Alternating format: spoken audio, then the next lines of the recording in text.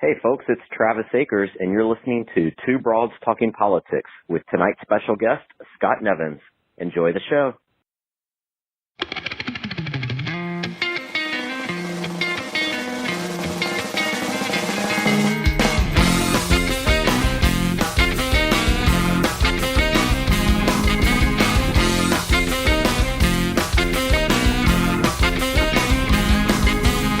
Are you la la listening? Hey everybody, this is Kelly with Two Broads Talking Politics, and I am joined tonight by a returning guest, Scott Nevins. Welcome back, Scott. Hi. So wait a minute. If we're just you and I tonight, does that mean that I'm the other broad? It means that you're the other broad. Oh, it's a dream come true to be a broad. Are you kidding? This is great. Great to be here. We're going to go launch our Two Broads review, just me and Scott. Yes. Oh my gosh. That we could take it on tour. It'd be amazing. So Scott, how are you? How have you been? I'm good. I have to apologize. We are in the height of allergy season in Los Angeles, and I am lucky because today I can actually breathe through my nostrils. So it's like today's a good day. So if you hear me sniffling or if I sound even more like the nanny from Flushing, it's because of my allergies and because I'm from Flushing. So the two mix together, is a deadly combination during allergy season. It is also allergy season here in Chicago. So likewise. Is it crazy? It must be crazy for you guys too, because you guys get so wet in the winter with snow and rain, and we had all of this crazy rain, and we haven't had rain in years. And that's not even a joke. Like years we haven't had rain, and we got pummeled with rain, and now everything is beautiful and lush and blooming, but everyone is suffering. Climate change is real.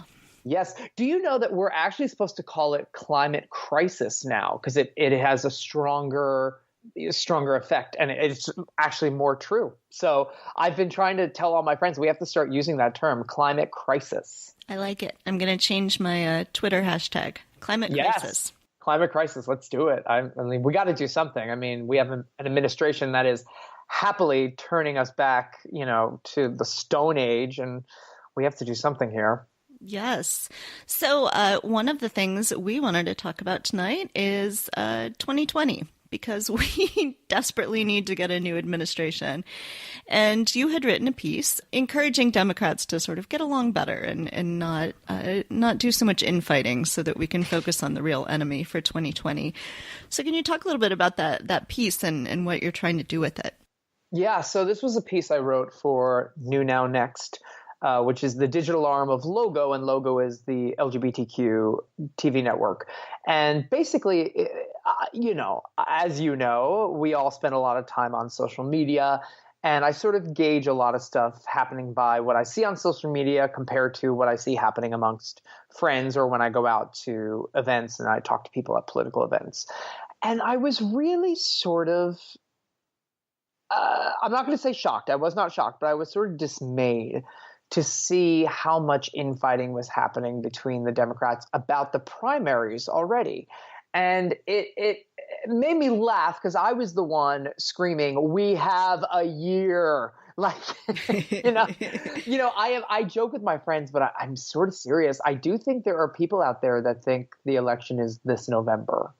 So I'm like, listen, guys, we have a long time, and I know a year can go quickly, and I know that we have debates coming up quickly and town halls and all that stuff. But I think what we have is an embarrassment of riches when you see that we're almost at 20 now, if my latest count is correct, that 20 people who are saying they want to run or are running. And it's so thrilling. And look at the list we have. Even if you go by just pictures, look at this beautiful rainbow that we have of candidates. And, I know everyone's going to have their favorite. And I know people are going to say, I don't like this person because they did this, this, and this. I don't like this person because they voted this way. That's great. That's what primaries are for. But we have to drive home the fact that I don't care if we end up with Cookie Monster as our nominee. We got to show up and vote for Cookie Monster to get the real monster out of the White House. And there is no debate about that. There is none of this purity test. There is none of this voting my conscience. There is none of that. I will not have any of it this time around. We are in a serious crisis, and we need to step back and say, listen, my woman or my man did not get the nomination, but guess what? I am going to campaign hard for this person. I'm going to go knock on doors. I'm going to make this happen because there is way too much at stake for us to get on our high horse and say, well, I don't agree with them. Guess what? You're not having dinner with them. You're not having a beer with them. It's never happening. So get over that. It's not about how much you like them. It's about, are they qualified? And at this point, anybody against Donald Trump is more qualified. And so we have a great group of people. And guess what? And I really am shocked how many people don't realize this. We get all of them in the end. They're all going to be part of the cabinet. They're all going to be working. We have the most wonderful collection of politicians, and they're all going to be there. So it's okay. Like, we can support whoever we want in the primary, but at the end of the day, we have to vote for whoever is on that ballot. And I'm going to say something that's going to shock you, because you know how I feel about certain candidates. But if that person is Bernie Sanders, who I am not a fan of, and I've been very vocal of that, if he gets the nomination by some magic chance, I will have to work my butt off to make sure we get voters out to vote for Bernie Sanders. And I do not agree or like him or any of that stuff, but I will do it because that's how important this is. So I can be vocal right now during the primaries for the next year. But if he gets that nomination, I got to say, all right, this is our ticket. Let's do this and hope for the best, because there is no more time for purity tests and divisions. We have no time for it. Yeah, I totally agree. So what do you think, though, what is the way we talk now? Like, how do we focus on the important substantive differences between the candidates? How do we talk about which ones we like and dislike without fomenting this, really bitterness that happened in 2016? Yeah, that's a great question. I wish I had a simple answer. I don't accept civility, right? We talk with civility and we say, listen, like, sure, you like Mayor Pete and I like Kamala, and I want there to be a female candidate, so I don't want to talk about Pete. Well, that's not fair. Like, yes, I want a female candidate too, but it's okay to also say, hey, this guy is making a huge impression on people. And honestly, as an LGBTQ citizen, I'm going to be upfront and say it is so damn exciting to have an LGBTQ person running or about to announce, I think is the big announcement on Sunday. Yeah. About to announce. Whether he does it or not, that is thrilling for me. As a kid who grew up not seeing gay politicians, not seeing much gay representation on TV, it is absolutely thrilling. Is it the reason I'm going to vote for him because of his sexuality? Absolutely not. But I also think he's a really decent guy. Like, everything you see and read and hear from him is just oozing decency. Yet I also love Kamala. I love Elizabeth Warren. She came out with this great proposal the other day. I love so many people that are running. And that's what I mean by we have an embarrassment of riches.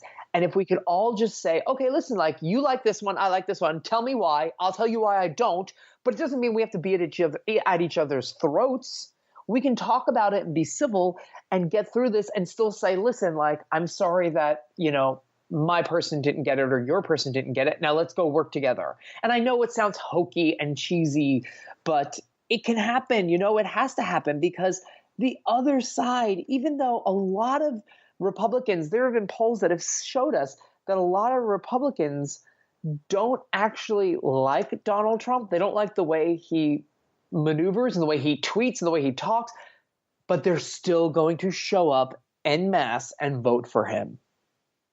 I don't know why, as Democrats, we're all good people. I don't know why we love to eat our own sometimes. And I'm not saying that having open discussions about candidates in the primary is eating our own, because I think that gets misconstrued when I say that. I just mean, we have a way of like shooting ourselves in the foot, and we can't do it. This is too important. We just gotta sit back and say, okay, take a breath, get off social media. Let's refocus. Yeah. Yeah. And I love this idea of everyone focusing on the things they like about their candidate instead of the things they dislike about the other candidates. It's hard to do. I mean, we treat politics like a game sometimes, but it's our lives, right? And so we we should be propping up the candidates we like, amplifying their messages, talking about how wonderful they are, but not worrying about tearing everybody else down. Absolutely. Absolutely. And I am the first to admit, so that I don't sound like a hypocrite. Again, I am guilty of this, right? And this is where I decided to write the piece, because I sat back and saw my own behavior. And I thought, that's not cool. Like, it's okay to talk about your differences, talk about what you like. And it's okay to say, I don't like that person. That's fine. But I realized that I still had a lot of leftover animosity from 2016 towards Bernie. And I was saying things that I had been saying in 2016, which we now know shouldn't have happened. Like, we shouldn't have been fighting like that. And I caught myself doing it. And I said, you know what? That's not cool. Like, I have to be a leader and lead by my example. And it's not to say that I don't still post things. Like the other day when the whole incident with Bernie saying, oh, well, if you wrote a book, you'd be a millionaire too. I was like, this man just had his let him eat cake moment. It was like, let them eat cake. And I was like, I'm sorry, I'm going to talk about that. And his supporters who were fans of mine get very angry at me because they're like, oh, all you do is call out Bernie. And I'm like, yeah, like I am going to call out people I don't agree with. But I've also done it to other candidates, and I've done it to Republicans. I do it to Democrats, but I also try to also post when they do things I agree with. And I did that with Elizabeth Warren this week and said, look at this. This is fantastic. And posted it and said, please read this. And, and that's the best we can do. We're not perfect. We're all humans. We get our emotions wrapped up into all of this. And unfortunately, I think we are all fried.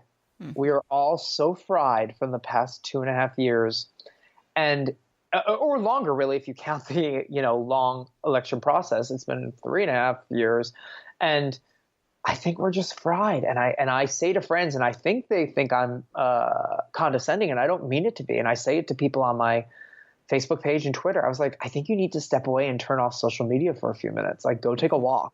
And people get so mad when I say it. I was like, no, I'm not trying to be shady or condescending. I mean, like, I do that. I close the laptop and I leave the phone and I go outside and go walk around, because it is such a heightened experience on social media. And I think we all, get carried away. And by the way, there was a report that came out, a study that showed that, the Democrats that are represented on social media are much further left than what they consider real voting Democrats that are not on social media. And so that's an interesting conversation, because people who scream on social media, like, maybe they are the further left people. And when we talk about candidates, we need candidates that speak to all Democrats and independents, and heck, even Republicans, if they can pull some over.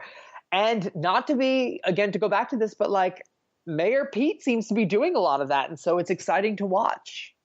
So I want to ask you a little bit about what you're hearing from the LGBT community. Not that you represent all of them, but what we're in this moment where there's really exciting candidates. We had openly lesbian candidates win mayoral races in Chicago and Madison, Wisconsin, and there's Mayor Pete who's running, and all of that is very exciting. But I feel like it's also can be a rather frightening time, especially for LGBTQ youth under the Trump administration. So what are you sort of hearing from people? What do you have that same sort of sense of, like, there's real excitement and real fear at the same time? Yeah, absolutely. And that's another great question. I personally feel that this is a terrifying time to be LGBTQ, because I would love to say, oh, look around the world at all the horrible things that are happening and the horrible laws being passed, but it's also happening now in America. And that's what I mean by it's a terrible time. People can still be fired for being gay. People can still be refused housing if a landlord finds out they are gay in many states in this country. And so when you have gay candidates or LGBTQ candidates, it is thrilling, and it's also important. Not because they're gay, but because they are open about their sexuality. It's not like, oh, there's this guy who's working at Rite Aid who I know, oh, and he's gay. It's like, no. This candidate is saying, like, I am proud of who I am. I'm not hiding it. It's not a byproduct. It's like, this is part of my story, and it's part of why I'm liberal, why I'm a Democrat. And they are there being examples to LGBTQ youth who are living in a world that is so terrifying.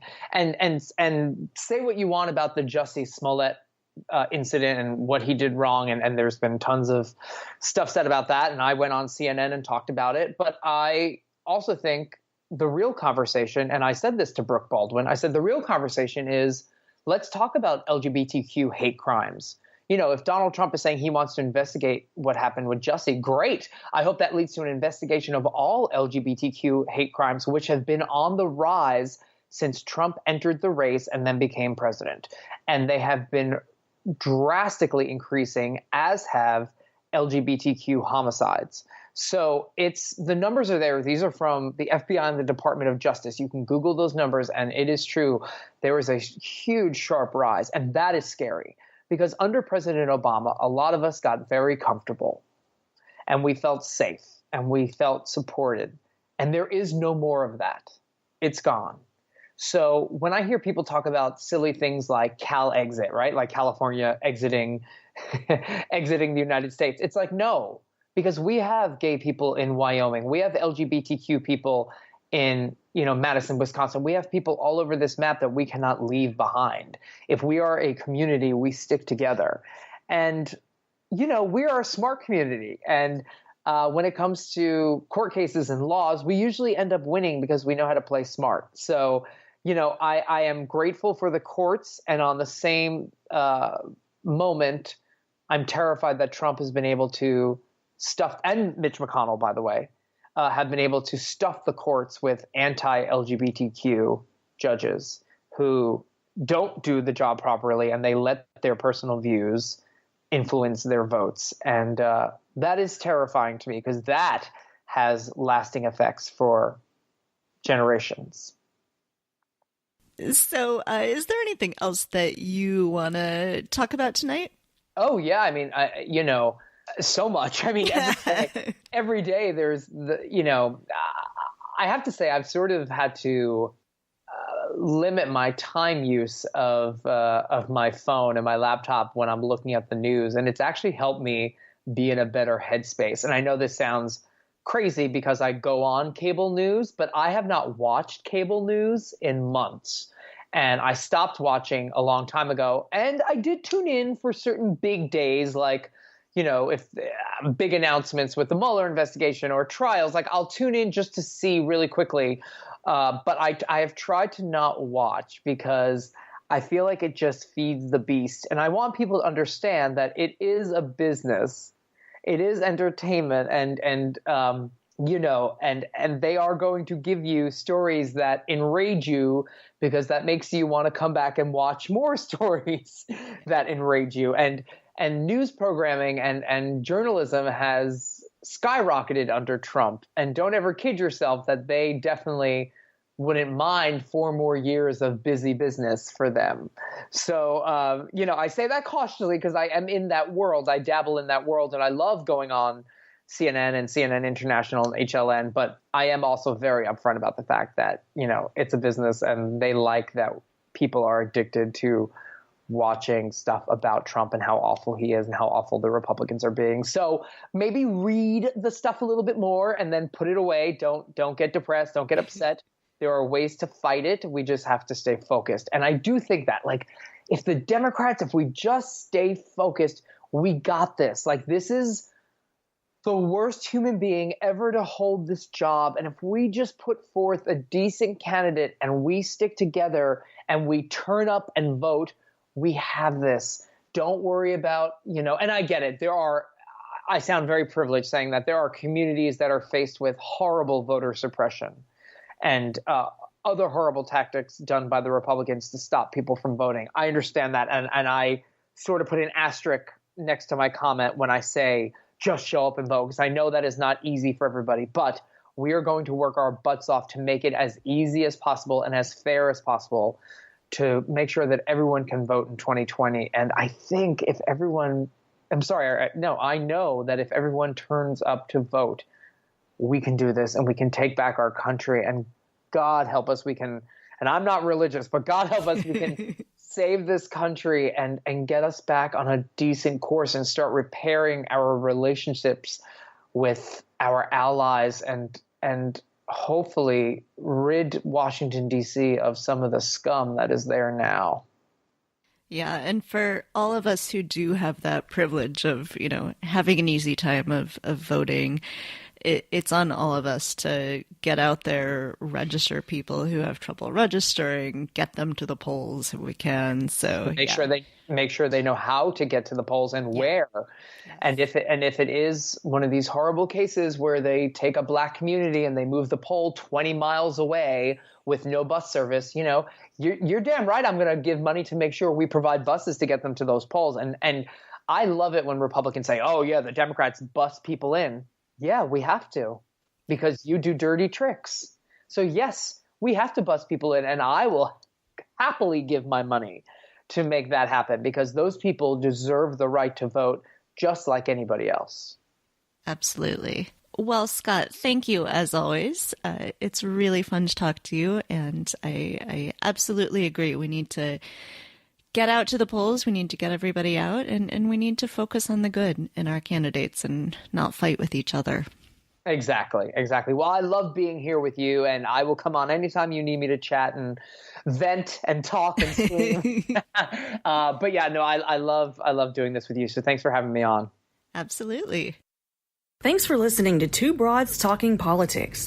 Our theme song is called Are You Listening? Off of the album Elephant Shaped Trees by the band Immunuri, and we're using it with permission of the band. Our logo and other original artwork is by Matthew Weflin and was created for use by this podcast.